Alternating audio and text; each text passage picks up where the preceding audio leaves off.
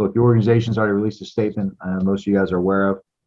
Over the last few weeks, there's been a lot of discussion and conversations between the organization and the medical team concerning Daniel Jones and his return to play.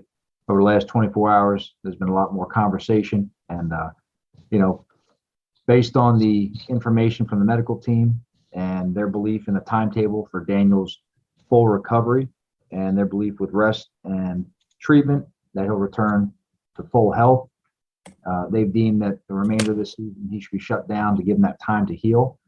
I remain adamant in saying that with all information we've been given from the doctors involved and the medical team, that there is no, at this moment, concern for a long-term injury, that this is more of a, precautionary measure to make sure that something isn't aggravated or agitated before it's healed and it doesn't turn into something that is chronic or long-term.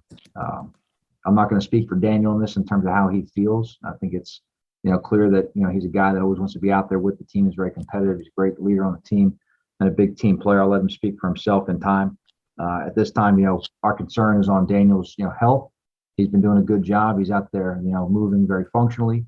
But ultimately, this is about, making sure that his neck has a full recovery before we put him out there and before he's cleared for contact. At this point, it's just rest, Jordan. It's rest, it's treatment, it's continuing on with some of the kind of the, rehab type exercise he would do for it. This is really contact-based. There's nothing surgery that's even being talked about or mentioned at this point. Surgery is not an option at this point. There's nothing to lead us to believe that he would need surgery for this. This is purely a timetable deal as far as this injury. And again, the medical team has been, monitoring, how the neck has progressed over the last few weeks. They didn't think they saw enough progress to clear him for contact. And with the time remaining in the season, they didn't believe it was going to be the smartest move to put him out there, that they didn't think it would be fully healed within that timetable. And the best thing for him right now is to start on having a full recovery with rest and treatment. Yeah, I've seen enough growth from Daniel to tell us that he's a guy we want to go ahead and play with. So in terms of the business aspect of it and different things, I'll let different departments of this organization handle that stuff. I'll coach the players.